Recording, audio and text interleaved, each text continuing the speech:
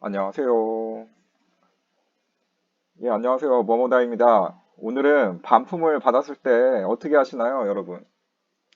이거는 뭐 국내 위탁 상품을 판매한다거나 구매 대행 상품을 판매할 때 다 포함되는 얘기예요. 우리가 직접 상품을 소싱해서 팔 때는 뭐 직접 저희가 뭐 3PL 업체에 맡기지 않는 이상, 아니면 뭐 그거 하기 전에 수입하기 전에 이미 샘플을 한 번씩 거의 받아보셨을 거 아니에요? 하고 직접 뭐 수입하는 경우에는 뭐 내가 직접 사진을 찍기도 하지만은 국내 위탁 상품을 도매매 도매국 뭐 이런 위탁 사이트나 위탁 판매자 아니 그러니까 그 위탁 원청이라고 해야 되나요? 그 판매자한테 공급자한테 이제 위탁 상품을 판매하거나 구매된 상품을 이제 할 때 다 포함을 하는데요. 참고로 뭐 가구 같이 뭐 큰 가구들 있잖아요. 막 소파, 막 의자, 책상 뭐 그런 경우는 예외예요. 이거는 예외예요. 이것도 뭐 하실 수 있는 분은 할 수 있지만은 일단은 이거는 논외로 좀 하고 이제 얘기를 할게요.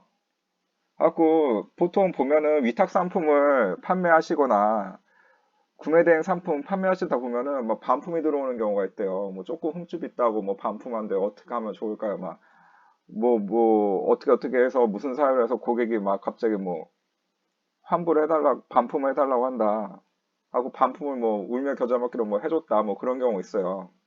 거기서 막 속상하다 막 하는 경우 있는데요. 저 같은 경우에는 처음에 이 바닥을 알게 된 게 그 도매국에서 그 도매매 상품 대량 등록하는 걸 이제 그 샤플링으로 하는 걸 해갖고 배우면서 이 바닥을 알게 됐거든요. 그러면서 교육을 받다가 이제 좀 유료 강의 그 도매국에서 하는 걸 또 듣다가 이제 뭐 이렇게 뭐라 그러죠? 제품 수입해서 파는 공급자가 아무래도 낫겠다 싶어갖고 또 이제 여행 그 시장조사, 이후 시장조사 여행도 갔다가 이제 뭐 이제 하면서 구매 대행도 이제 하게 된 경우인데 이렇게 보면은 뭐 수입하는 거야 어차피 뭐 내 재고니까 뭐 크게 막 뭐 물론 짜증이 나겠지만은 위탁 상품이나 구매 대행 상품 파시는 분들 이렇게 좀 이렇게 생각이나 마인드 말하는 걸 들어보면은 반품 때문에 막 스트레스 받는다고 그래요. 갖고 보면은 뭐 언제까지 스트레스만 받을 수는 없잖아요.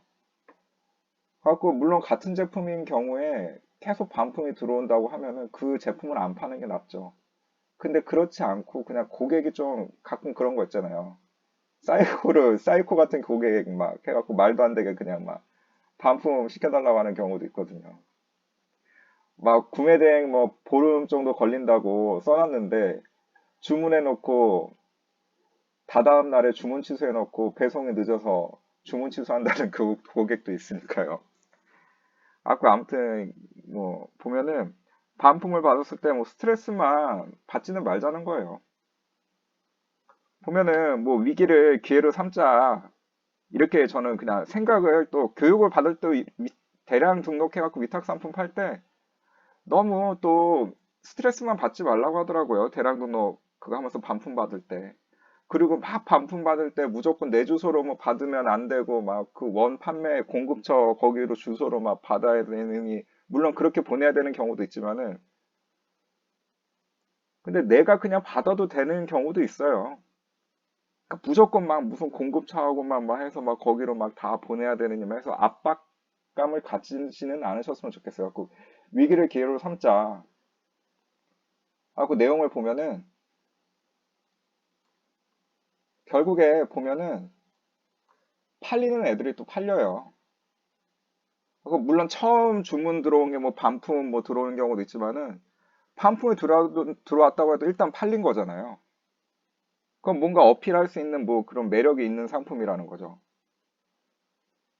그러면 반품 받았다고 아우 이 상품 짜증나 이렇게 할 건 아니라는 거죠. 물론 막 그 제품이 무슨 하자가 애초에 있어갖고 반품이 계속 들어온 경우에 물론 끊어야 되겠지만은 갖고 저 같은 경우는 팔리는 애들 위주로 뭐 썸네일 이미지나 상세 페이지 설명이나 뭐 그런 것도 정성을 한 번이라도 더 들어주면 좋다고 생각을 해요.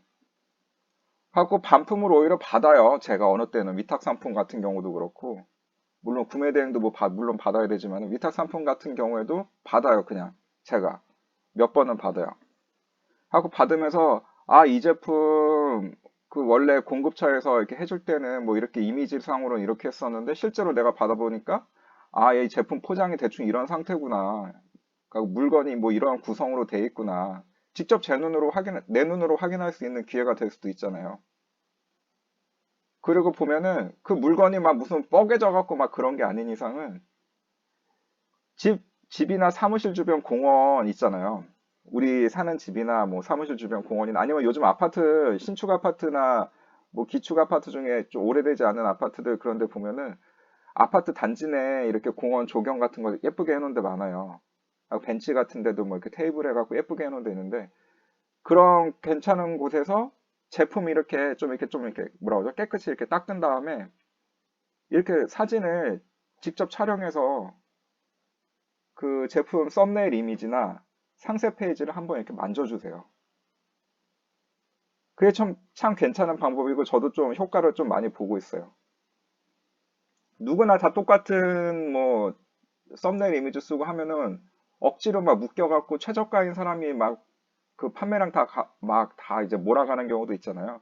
근데 제품 뭐 이렇게 직찰해서 사진 뭐 이렇게 하고 하면은 이런 게 좋고 또 그거 수정을 하면서 상세 페이지에 판매자도 사용하고 있는 제품이라고 상세 페이지에 이렇게 써놓으세요.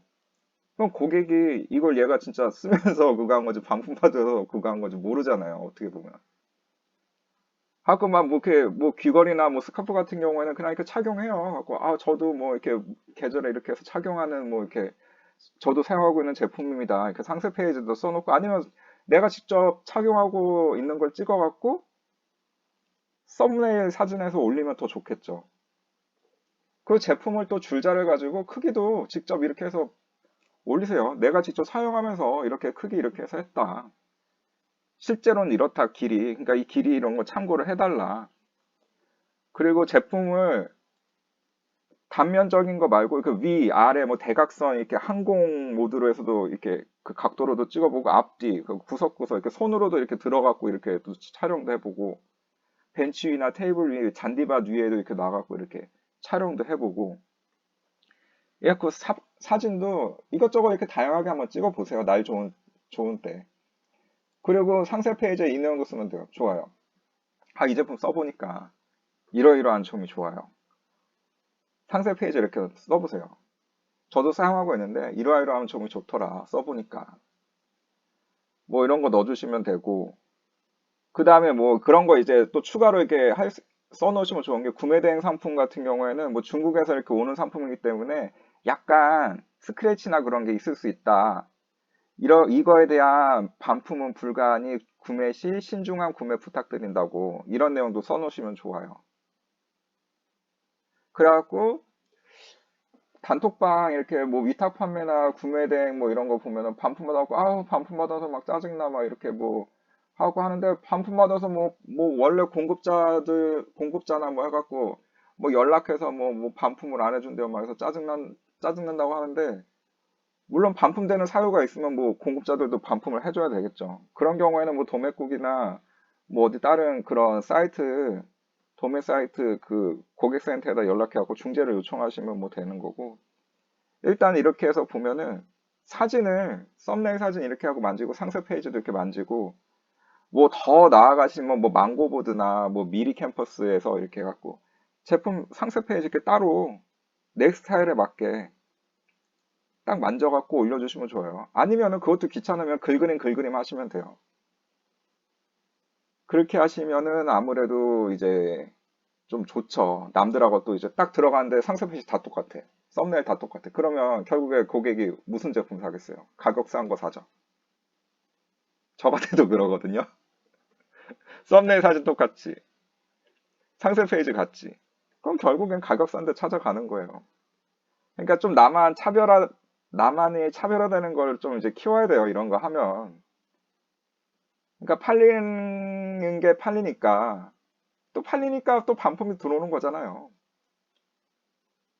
그러니까 뭐 하자가 많은 제품 같은 경우에는 애초에 그냥 뭐 없애버리고 그 제품 팔면서 그냥 스트레스 받을 필요 없으니까 그냥 끊어버리고 팔리면서 뭐 이렇게 반품 들어오면 그냥 이렇게 해서 쓰고 나도 사용하고 있다. 써보니까 이렇게 좋다. 크기는 한 이 정도 된다. 뭐 주먹 이렇게 딱 이렇게 져갖고 뭐 내 주먹하고 이렇게 여자 주먹으로 했거나 남자 주먹으로 해서 비교했을 때 이렇고 아니면 모나미 볼펜 있잖아요. 이렇게 했을 때 크기 대충 이 정도 비교가 된다. 이런 식으로 이렇게 써놓고 그렇게 해서 써놓으시면 좋을 것 같아요. 그리고 제품 사진 찍을 때도 뭐 이렇게 얘기 나오지만 자연광이 참 좋습니다. 자연광, 태양광 해갖고 자연광. 하고 그 뭐 지역 중앙공원이나 뭐 호수공원 뭐 이런 아니면 단지 내 뭐 그 잔디밭 뭐 테이블 뭐 이렇게 뭐 그 폭포도 요즘 아파트 단지 내 공원에는 이렇게 폭포도 인공 폭포 이렇게 조그맣게 또 해놓은 데도 있더라고요. 아 그런데 이렇게 해갖고 예쁘게 해서 찍으시면 좋을 것 같아요. 그리고 동영상도 찍어갖고 올리시면 되잖아요. 그럼 동영상도 나만의 동영상이잖아요. 그럼 썸네일도 나만의 썸네일, 상세 페이지도 나만의 상세 페이지. 그러니까 반품 하나를 받았지만은 이게 완전히 이제 내 상품이 이제 되는 거죠. 그 처음에 뭐 미리 캠퍼스 망고보드 뭐 이렇게 하는 거 어설퍼요. 근데 그거 걱정하실 필요 없어요. 일단 내 진심이 담긴 내용이면 돼요. 그렇게 해갖고 이제 진심 담긴 내용이면 되고 하다 보면 또 늘더라고요. 저도 처음에 보면은 개떡 같아요. 그냥 해놓은 거 보면 썸네일 이미지도 다 규격 틀리고 크기도 틀리고 비율도 틀리고 처음에 올린 거 막 그래요.